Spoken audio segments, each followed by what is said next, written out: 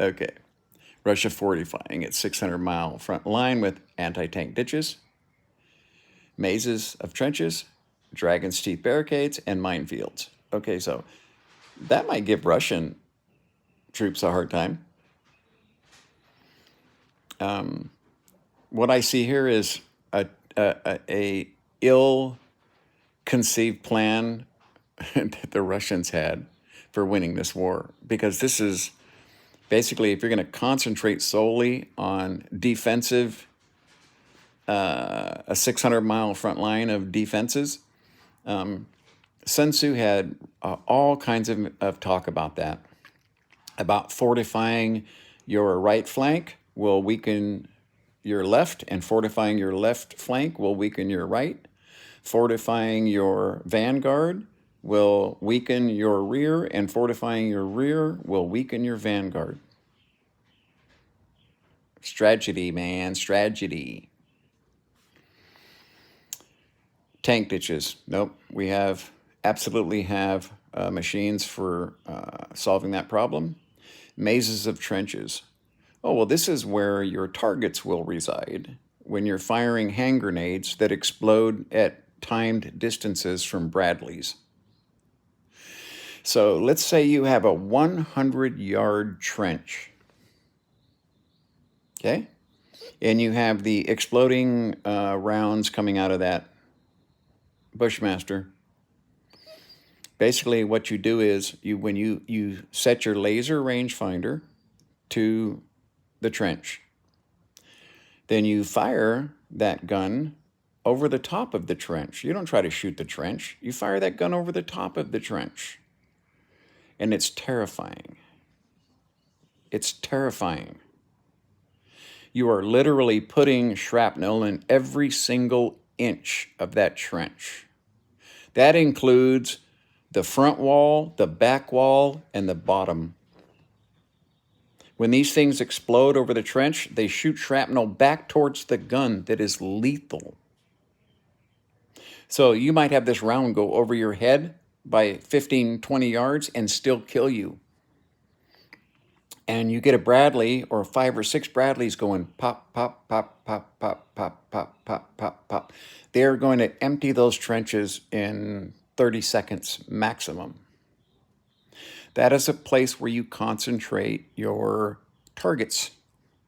Just like Bakhmut. Bakhmut was a giant, as far as I'm concerned, it was brilliant strategy. Unlike, again, these seemingly unthinking, unimaginative American fucking generals who, oh yeah, war's going to be over in 6 days and da-da-da-da-da.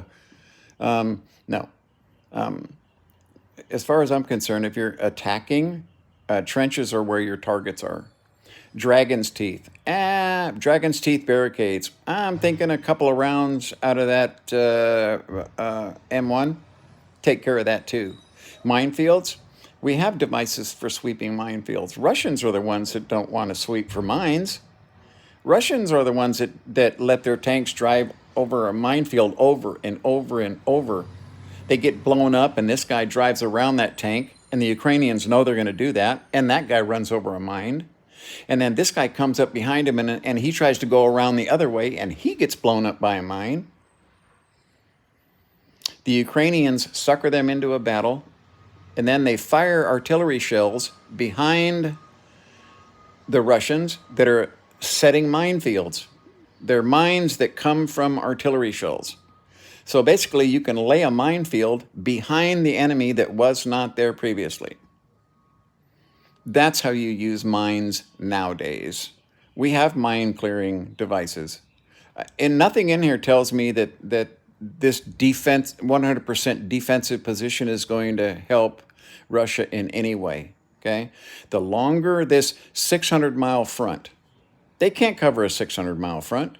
They can't cover a 200-mile front, not with an attacking force, only a defensive force. You know what a defensive force is nowadays with the type of accuracy weapons has? That's just targets. Targets on a range. You're saying, okay, we're here in these trenches. Doesn't make any sense to me. You notice how little we've heard about the use of the extended range, these gliding small diameter bombs, which, by the way, was something I came up with in 1998. I was talking about we needed a 200-pound bomb and not 1,000-pound bombs. Okay? When the whole fiasco started in the Middle East, I said we need a small bomb between 100 and 200 pounds. Accurate, okay?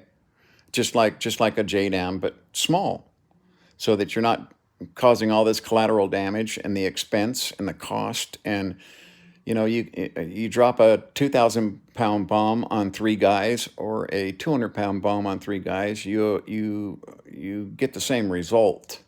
Okay, it's accuracy that matters. If you're going to drop it right on the middle of their mahjong table, you know what I mean? It doesn't matter if it's 2,000 or 200. Yeah, I see real serious problems for Russia. Really. You can quote me on that. I see incredible problems for them when this is not going to be a blitzkrieg attack by Ukraine. I think they're going to do it like the book technique, okay, that Sun Tzu talks about, where it's more like turning pages on a book. First we do this, then we do this, then we do this, okay? Not going to the back of the book,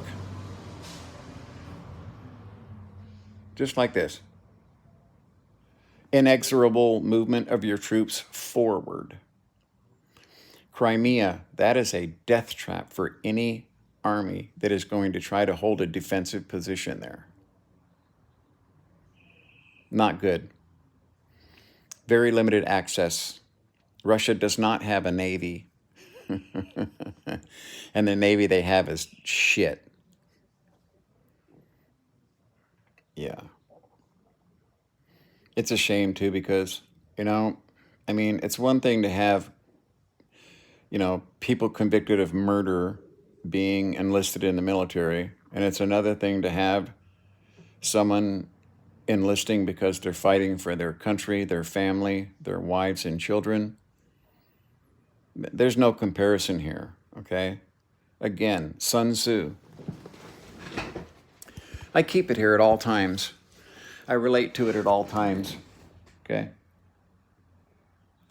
Right there. I don't care what you do in life if it's competitive, from ice skating, to trying to outsmart your opponent in chess. It's very pertinent in a lot of ways. And everything that he talks about as being stupid and bad and you should fire that general is what Russia has been doing. There's the only thing worse than getting information late is getting bad information early.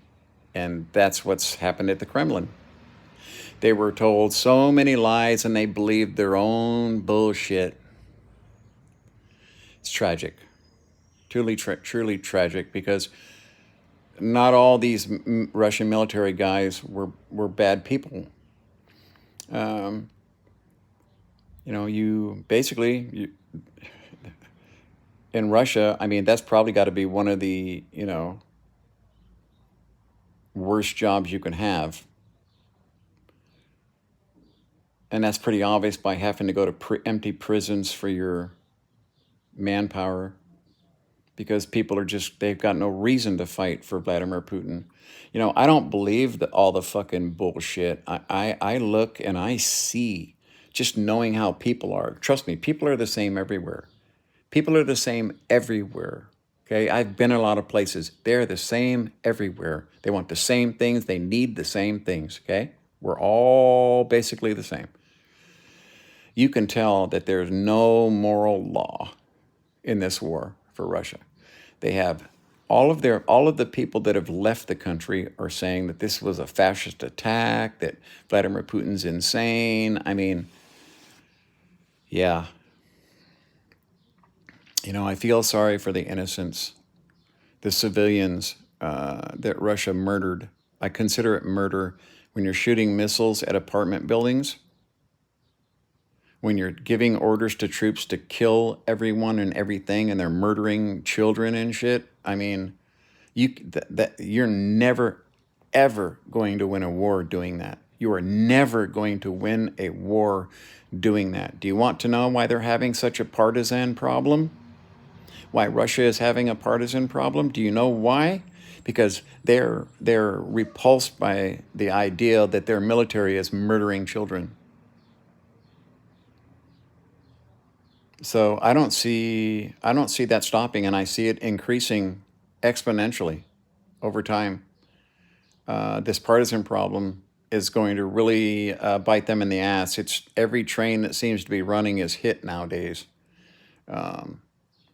That's the way Russia moves supplies around. I just don't see how they can win.